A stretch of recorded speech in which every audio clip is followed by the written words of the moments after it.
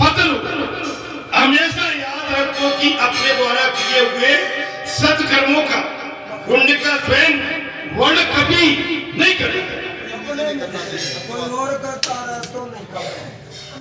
कब पुजारी ठीक है, बोलो सच्चे अपने मुझसे मैंने ये कर दिया, मैंने वो कर दिया, मैंने ये बनवा दिया। अर्थात पंडगादी वेदों का ज्ञान हो, पद्य रचने की शक्ति, किंतु चित्त है ना, किंतु चित्र कैसा हरि चरण में लगा है। आपका चित्त का लगा रहे। कथा इसलिए चल रही थी कि विवाह करना कोई पाप नहीं है। बात ये चल रही थी,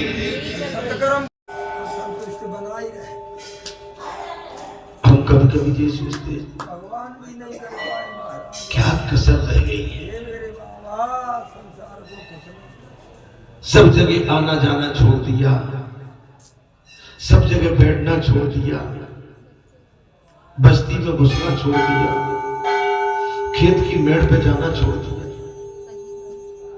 लेकिन क्या कौन सी कसर हो रही है। ये मेरे बाबा पर एकांत हम ही नहीं, आप भी सोचते हो, आपने भी कई जगह छोड़ दी। जैसे दादा अपने उत्तर प्रदेश के हैं, अपना यूपी छोड़ के नजदीक आ गए बालाजी के, लेकिन अब कसर क्या रह गई। ये तो भगवान ही था, ईश्वर जाने। हम संसार को, इसमें बात आ गई कि हम सारे संसार को खुश नहीं कर सकते।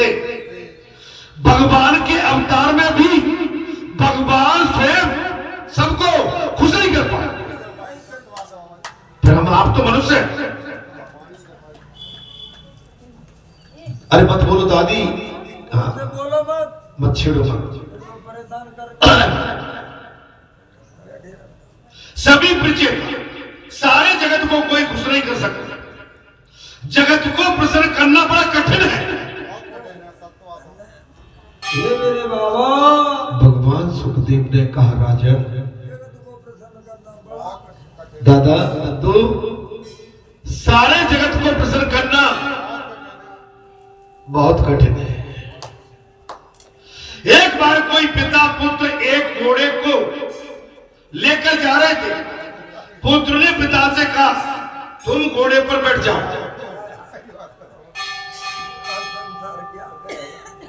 महाराज आप बैठ जाओ। पुत्र ने पिता से कहा, आप घोड़े पे बैठ जाओ। बोले तुम घोड़े पर बैठ जाओ, मैं चलता रहूंगा। पिता घोड़े पर सवार हो गया। रास्ते में कुछ लोगों ने कहा, ये पिता कितना निर्दयी है, स्वयं घोड़े पर सवार है और छोटे से पुत्र को धूप में पैदल चलवा।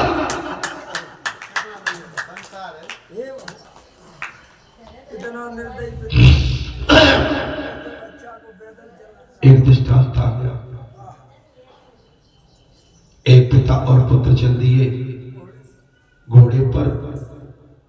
पिता ने, पुत्र ने कहा पिता से, बोले आप घोड़े पर सवार हो जाओ, मैं घोड़े को लेकर आगे चलता हूं। आगे चल ही रहे थे महाराज, कुछ लोगों ने कहा, ये पिता कितना निर्दयी है, स्वयं घोड़े पर सवार है, छोटे से पुत्र को धूप में चला रहा। ये सुनकर पिता चलने लगा और उसने पुत्र को घोड़े पर बिठा दिया। अब क्या होगा, पिता घोड़े से नीचे और पुत्र को घोड़े पर, और पिता चलने लगा। ये सुनकर महाराज पिता चलने लगा, उसने पुत्र को घोड़े पर बिठा दिया। आगे रास्ते में फिर कुछ लोग मिले जिन्होंने कहा, वो पुत्र कितना निर्लज्ज है, जो जवान होकर भी घोड़े पर सवार है और बूढ़े पिता को पैदल चला।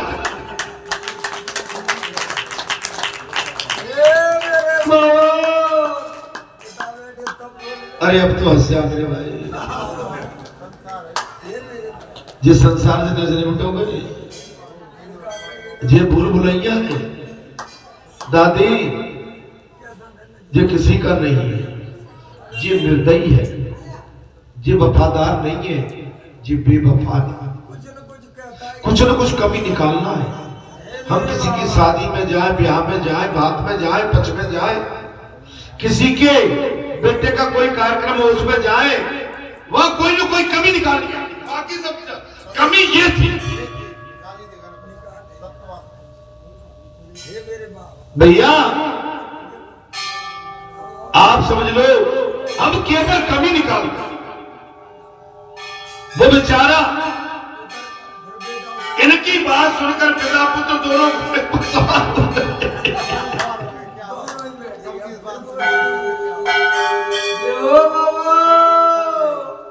इतनी बात सुनकर पिता और पुत्र दोनों घोड़े पर सवार हो। रास्ते में पुरुष आदमियों ने कहा, कितने निर्दयी लोग हैं, दोनों भैंसे जैसे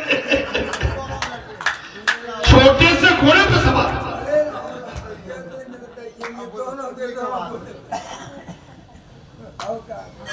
आगे चले, आगे चलकर दोनों पिता पुत्र घोड़े पर सवार, और कुछ आगे मनुष्य मिले, उन्होंने कहा दोनों कितने निर्दयी हैं, भैंसे जैसे स्वरूप के दोनों छोटे से घोड़े पर सवार हैं। इनके बाहर से बेचारा घोड़ा थम जाए, दया नहीं। इनकी बात सुनकर तो पिता पुत्र दोनों पैदल चले।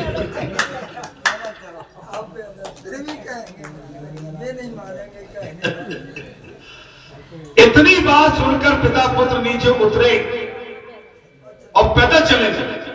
रास्ते में आगे कुछ लोगों ने सुनाया, कितने मूर्ख हैं ये लोग, साथ में घोड़ा है फिर भी पैदल चले।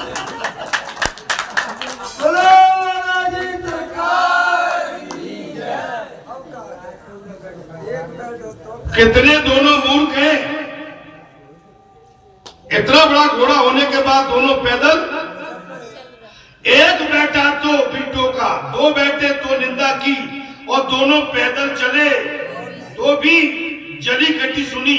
जगत में कैसा व्यवहार रखे, कैसा बर्ताव रखे, समझ में नहीं आती।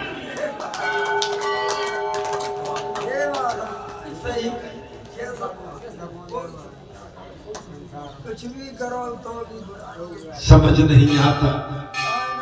महाराज वही अभी हम कुछ समय पहले, मेरे भाई क्या करूं,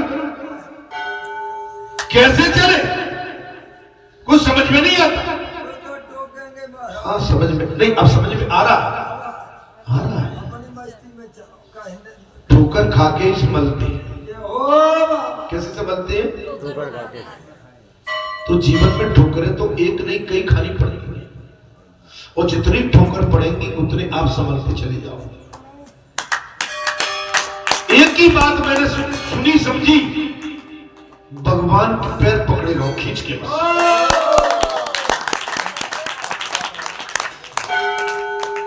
बस भगवान के पैर खींच के पकड़ो, बाकी हिसाब किताब सब अपने लगाएंगे। किंतु परमात्मा को प्रसन्न करना इतना कठिन नहीं है। भगवान को प्रसन्न करना इतना कठिन नहीं है। जो परमात्मा को प्रसन्न कर सकता है वो जगत को भी प्रसन्न कर सकता है।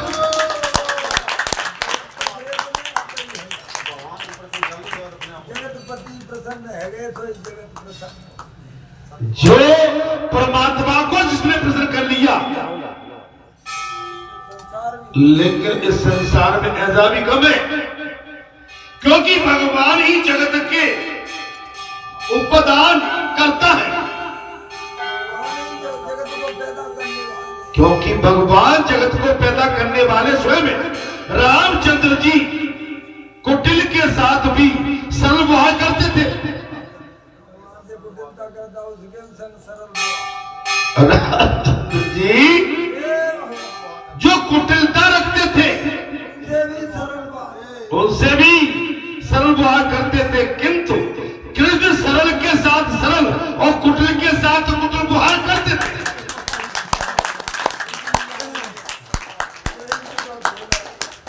राम अवतार में परेशान है कि महाराज लेकिन भगवान वो मर्यादा में थे ये नीति फिर और जे लीलाधारी नीति इनके अंदर राजनीति भी है। अरे भगवान ने युद्ध थोड़ी कराया था, लेकिन कृष्ण ने महाभारत करा दिया। महाराज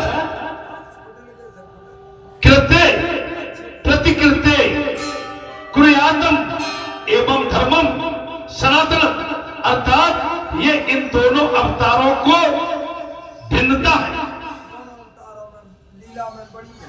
ये दोनों अवतारों में क्या है? जगत को तो रामचंद्र जी प्रसन्न नहीं कर सके थे। ओहो मेरे बाबा, जगत को तो राम जी भी नहीं प्रसन्न कर सकते। भगवान स्वयं भी प्रसन्न नहीं कर सके। वाह क्या कथा! ओहो मेरे बाबा, तो सामान्य मनुष्य तो फिर कर ही कैसे सकता है? इससे सीख लेना। ये मेरे बाबा,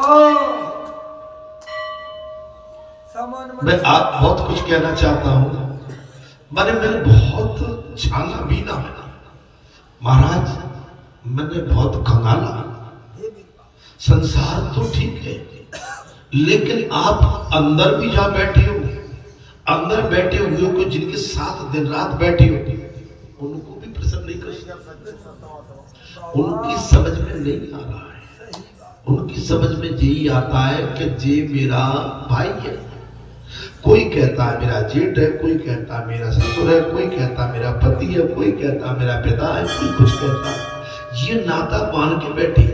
लेकिन सनातन और धर्म ये कहता है कि ये मिथ्या झूठे रिश्ते, अगर हम भक्ति के मार्ग में, तो तुम्हारे नाते और तुम्हारा जो भाव और तुम्हारी जो तुम्हारी सोच है वो हमें अच्छी नहीं लग रही, हमें तुम्हारी नीति नहीं सुहाई। अब को कैसे भैया? न तो हम बंटवारे की बात कर रहे हैं, धन्य बाबा, न किसी को अपने कब्जे में लेने की बात कर रहे हैं, हम तो नीति की बात कर रहे हैं। हम तो तुमसे कल्याण के मार्ग की बात कर रहे हैं, तुमसे नीति की बात करना चाहते हैं। आप अब रामचंद्र जी के साथ वही तो हो गया। राम जी भी नहीं खुश करे। रामचंद्र जी भी अवतार लेकर संसार को प्रसन्न नहीं कर सके। हे मेरे बाबा, अगर मैं तुम्हारे पड़ोस में बसता हूं तो पड़ोसी का काम है मेरा पड़ोसी, उससे नातेदारी, रिश्तेदारी, मित्रता नजदीकी नहीं, पड़ोसी है। ये रिश्ता खतरनाक है भाई। अच्छा, पड़ोसी भी भाग्य से मिलते हैं, अच्छे पड़ोसी बड़े भाग्य से, बड़े भाग्य से, भाई भी भाग्य से मिलते हैं, अच्छे बात है। घर भी भाग्य से मिलते हैं, परिवार गांव गली भी भाग्य से मिलते हैं, देश राष्ट्र भी भाग्य से मिलते हैं। जी आप समझ लीजिए, जगत को तो रामचंद्र जी प्रसन्न नहीं कर सके, तो सामान्य मनुष्य की तो बातें क्या। आप हम प्यार से समझाते हैं, इधर आओ बेटा, ऐसे रहना सीखो, ऐसे चलो। तो इस मार्ग में चलने में ठीक नहीं है। अभी तुम्हारी सोच वहां है ही नहीं जहां से हमारी सोच खत्म होती है। जहां तुम्हारी सोच खत्म होती है, वहां से हमारी सोच पहले चालू है।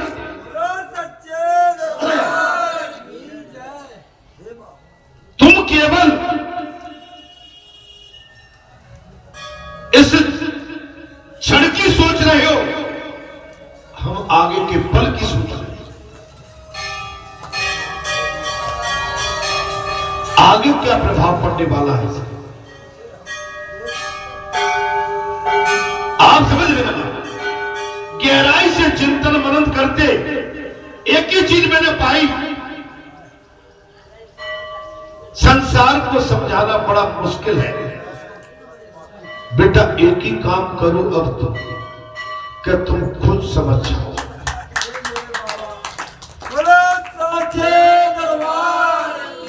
जब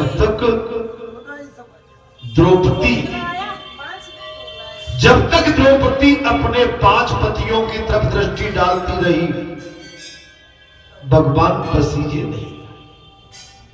बड़ी सभा में चिल्लाती रही, भगवान पसीजे नहीं। द्रौपदी का ध्यान संसार को, द्रौपदी का ध्यान संसार में था, भगवान में नहीं। लेकिन जैसे ही द्रौपदी ने देखा यह सभा मेरा उद्धार नहीं कर सकती, जब द्रौपदी का ध्यान जगत के परमात्मा के चरणों में पहुंचा तो परमात्मा विचलित हो गए। एक पल का नहीं सोचा। वहां पर रुक्मिणी बैठी है, बोले दयालु इतनी देर से ये दृश्य चल रहा था और तुम सहज सरल बैठे रहे। बोले जब से मुझे नहीं याद किया, जब तो ये केवल अपने परिवार को याद किया, अब मुझे याद किया नहीं जाना पड़ेगा। संसार का जिस मैं जो उदाहरण इसलिए दे रहा हूं कि जिस सावधान हो जाओ। आप कहीं भी इधर उधर संसार में नजर दौड़ाओगे, संसार में पीड़ा मिलेगी। कलेश जगत तो रामचंद्र जी को भी, रामचंद्र जी से वे प्रसन्न हो सके तो सामान्य वर्ष की तो बात ही क्या है। समाज को राजा नहीं संत ही सुधार सकता है। संत सुधारेगा, राजा नहीं सुधारेगा। कथा में जीवन समाज को राजा नहीं संत सुधार सकता है।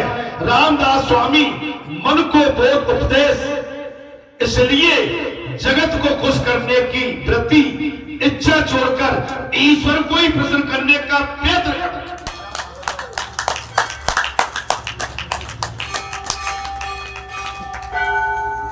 जगत को प्रसन्न करने की बजाय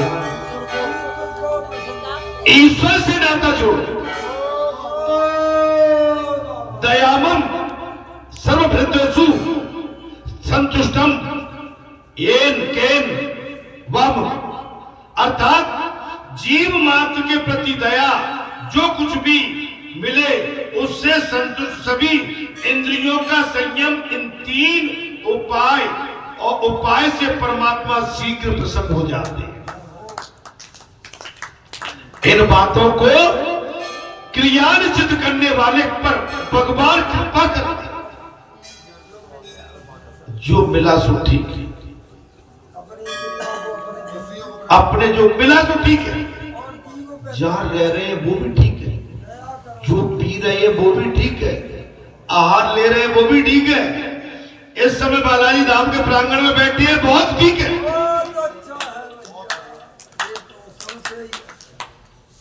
बस इसमें राजीनामा रखो, भगवान खुश रहेंगे। सभी इंद्रियों को संयमित करो और विषय में उनको रमने नहीं,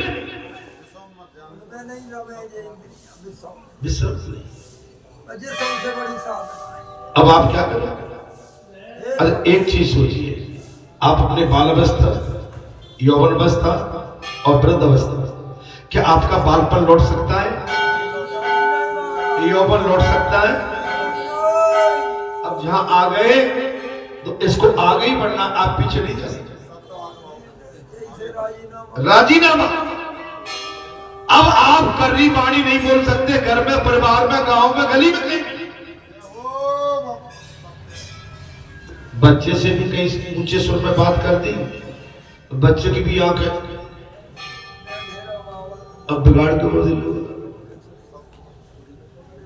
आप बालपन का बात बिगड़ी आके यौवन में बना ली, यौवन की बिगड़ी बुढ़ापे में, अब बुढ़ापे में बिगड़ी तो कहीं बनने वाली नहीं।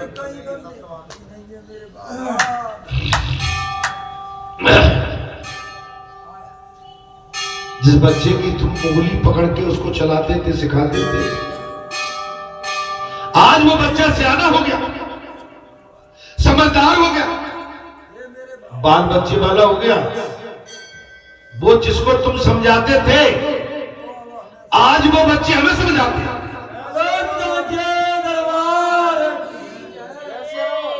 जैसे अच्छा, इसके बाद भी हमारी समझ में क्यों नहीं आ रहा? जो बालक बचपन में हमारे पीछे लगा रहता था, आज वही बालक हमसे दूरी बना के बैठा। ओ बाबा भैया चमत्कार कुछ खेला, बता रहा है बस।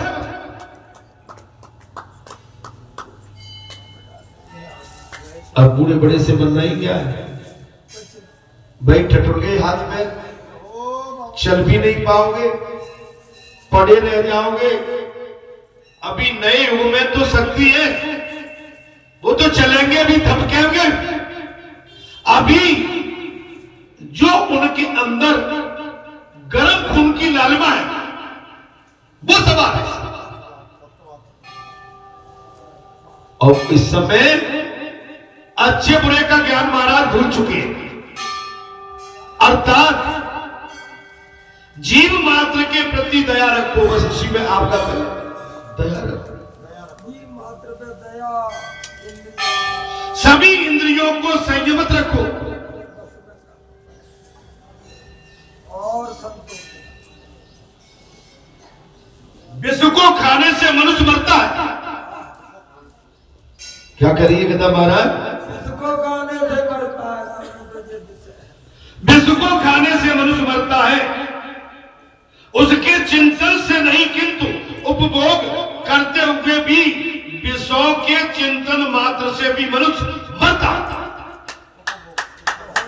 अब वो मैंने पहले ही कह दिया, उपयोग न कर पाओ, चिंतन भी करो। अगर आप चिंतन करोगे, मैं पहले ऐसा था, मैं पहले ऐसा कर लेता था, मैं पहले यहां चला जाता था, मैं इतना दौड़ता था, मेरे पास सब कुछ सुविधाएं थी, अब आप वो नहीं कर सकते। ये चिंतन भी परेशान, आपको ये व्यर्थ की चिंतन भी हमारे संसार के प्रति, इससे भी त्यागना पड़ेगा।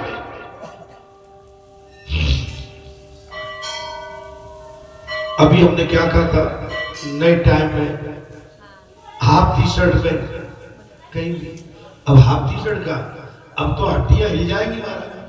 ये मेरे बाबा अब तो 25 किलोमीटर की सफर में ये हड्डियां बड्डियां कहीं निकल के बाहर निकल जाए। आपको वहां से अपना मन हटाना पड़ेगा। जैसी स्थिति है उसमें समझौता करना पड़ेगा संतोष, महाराज। भगवान प्रसन्न हो, उनका विस्मत त्याग कर।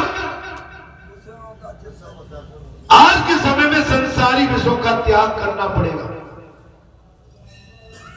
घर में जैसा भोजन मिल जाए चल जाएगा, संतोष, दो दो तीन तीन सब्जी, अरे भाई एक सब्जी मिल जाए वही बहुत नहीं बनी, सवेरे की धरिए शाम को खा ले, ये मेरे बाबा और शाम की बची हम सवेरे भी खा ले। अब कोई चाहत नहीं बची। विदुर जी ने कहा, मैंने सुना कि उसका मुझे चिंतन करना है। विदुर जी ने कहा, मैंने सुना है कि उसका मुझे चिंतन करना है। मैं ईश्वर से विभिन्न हो गया। भगवान नहीं मोरे से अलग हुए, मैं ही अलग हूँ। विदुर जी ने कहा, अब मुझे ईश्वर का चिंतन करना है। भगवान मुझसे अलग नहीं हुए, मैं ही भगवान से अलग हो गया। मैं ही पुरंजन हूं। मैं उनसे अलग हो गया, अलग जाति, मेरे अपने मित्र से भगवान। विदुर जी ने कहा, मैं ही तो पुरंजन हूं। ऐसा सोचकर कथा का बार बार चिंतन करो। मैत्रेय जी ने विदुर जी को ये कथा सुनाई और विदुर जी को मुक्ति मिली और प्रचेताओं की कथा वक्ता श्रोताओं के पापों को जला दिया।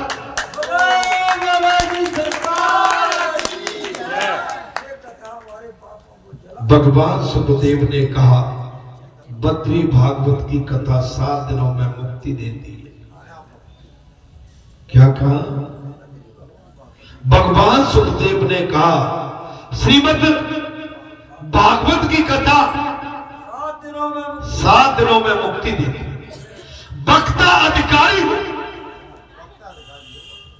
श्रोता एवं वक्ता अधिकारी हो, और श्रोता सावधान होकर कथा सुने।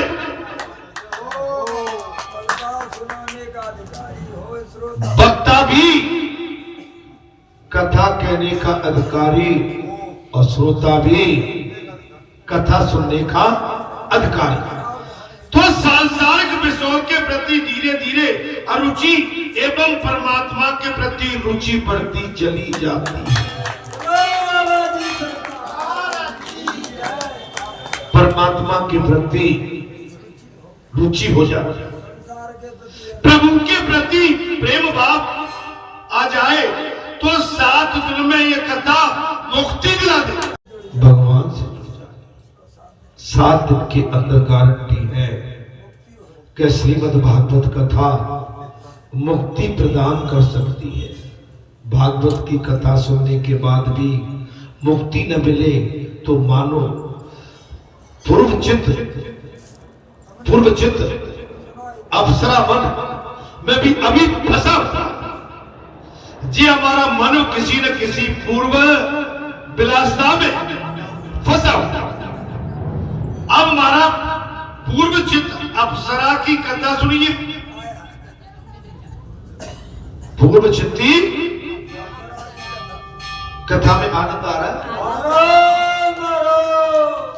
पूर्व जन्म में जिनका उपभोग किया था उन विषयों की वासना अभी भी चित्त में नियत रहती है।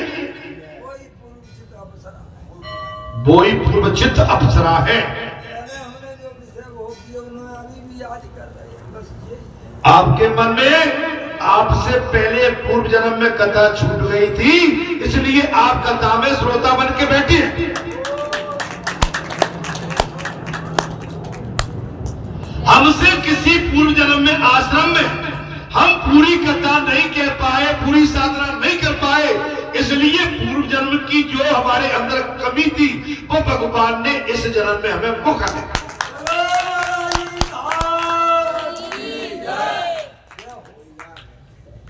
हम व्यासपीठ पर तो पूर्व जन्म में बैठे थे, लेकिन 7 दिन के लिए व्यास जी बन के बैठे रहे। लेकिन 7 दिन व्यास जी की पीठ पर बैठे बैठे पूर्व जन्म में हमने कथा ढंग से नहीं कर पाए, इसलिए बालाजी सरकार ने कहा अब 7 दिन नहीं, अब तो 47 साल तुम्हें कथा कहना पड़ेगा।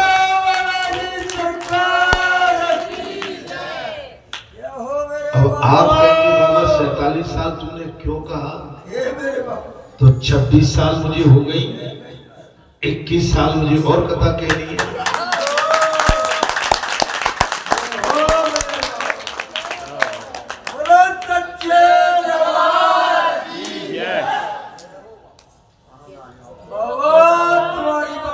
भाई 26 साल तो मैंने कथा सुना दिया, 21 साल, अब मेरी 71 साल की उम्र है, 21 साल 92 साल का तो पहुंच जाऊंगा कम से कम।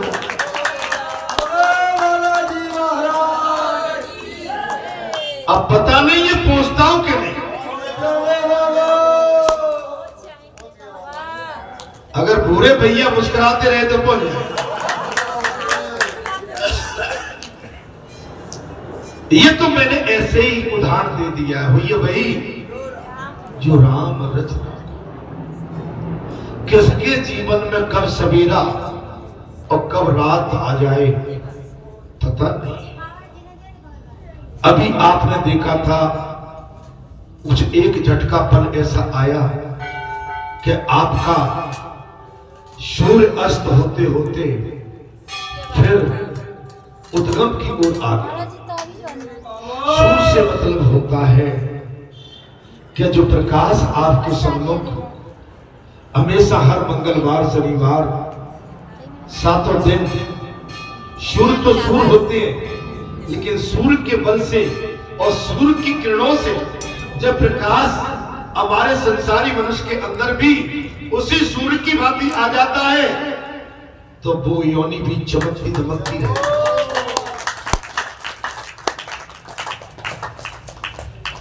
हमारे सामने कुछ अंधेरा आने वाला था, वो आपकी दया और भक्ति ने, आपकी भावना ने मेरे बच्चों की जिस तरह की आराधना ने मेरे बच्चों ने जो अपना भाव रखा था, तो निश्चित उसी भाव को देखते हुए आपके बाबा ने आपके सम्मुख अपना पुनः, वो कहते हैं ना, आगे का जो समय है उसको बढ़ाने का संकल्प पुनः रखा। तो आपके लिए, सभी के लिए और इस क्षेत्र के लिए अत्यंत कल्याणकारी हो। मनुष्य को चाहिए कि वो सुख दुख भोग कर प्रारब्ध का नाश तो करे। देखो, सुख दुख तो भोगना पड़ेगा, उसी से प्रारब्ध क्षीण होता, किंतु नया प्रारब्ध उत्पन्न न करे।